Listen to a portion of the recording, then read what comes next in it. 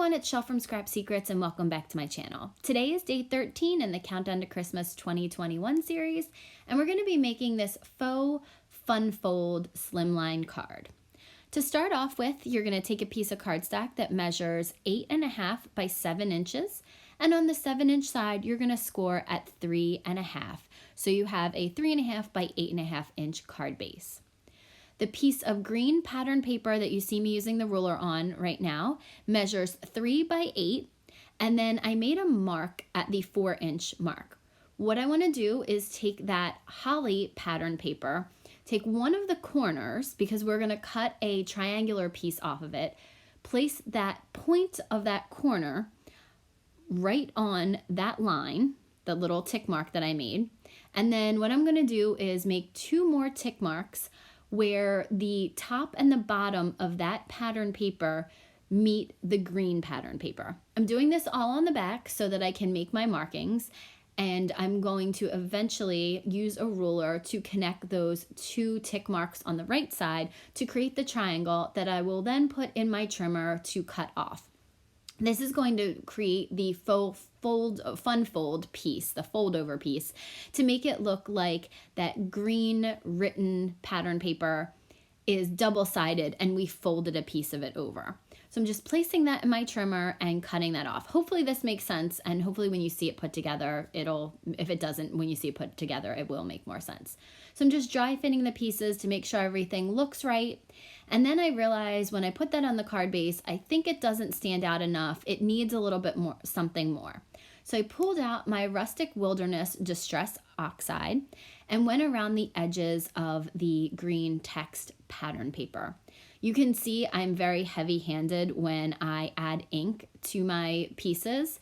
It's okay when you're doing this, but when I do backgrounds, I really need to practice on that because you can see I got some really, really dark spots. It doesn't bother me, but sometimes when you're doing ink blending on a background, that's not the way to be. You need to build up the color, so I have to work on that a little bit. I decided to add that same Rustic Wilderness to the pattern paper, again, to make it look like we had just folded over part of that text pattern paper, and it was part of it.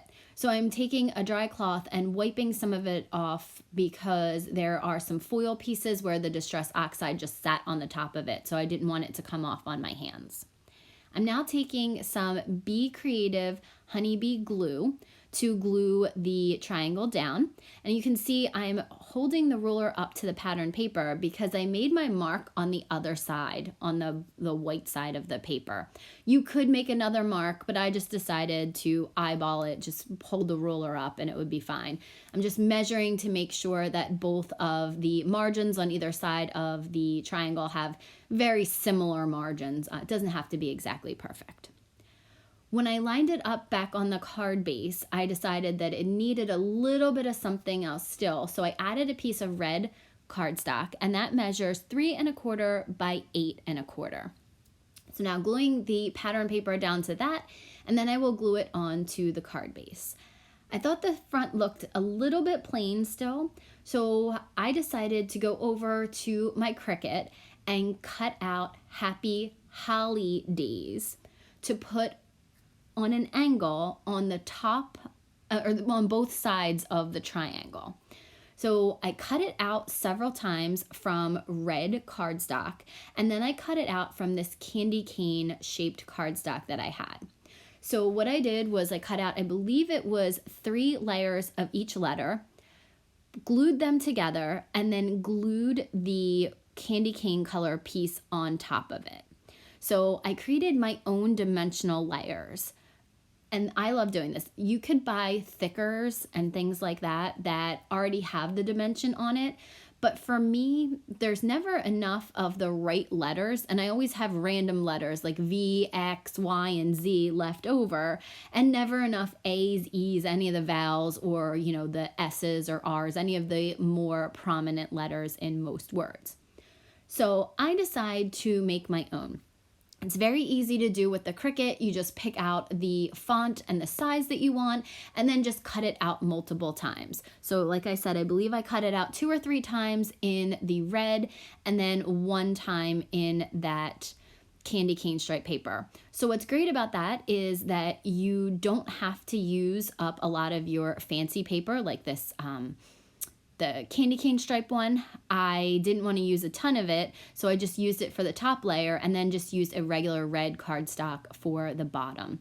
So I'm going to glue all of those letters on, and they were very easy to do. It did take a little bit of time, but I really like the way that it came out. So once I glued all of those letters on, I still thought it looked a little bit plain.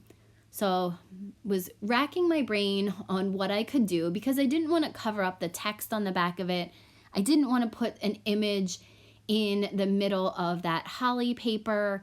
So what I decided to do was go through my sparkle blend. I believe these ones are called Holly Berry, and they have holly leaves in them as well as little sequins that made the perfect berries.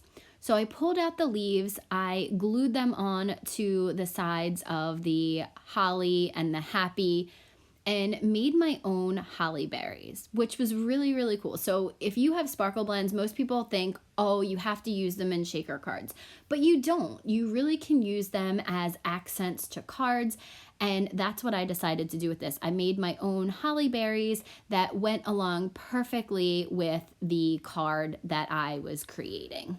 So I'm going to attach that last one to Happy.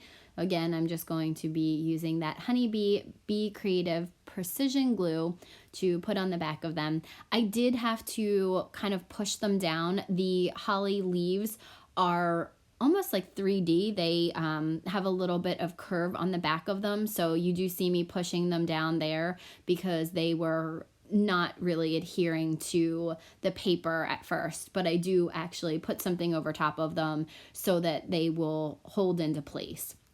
Well, that's the card for today. I hope you guys enjoyed this faux fun fold slimline card.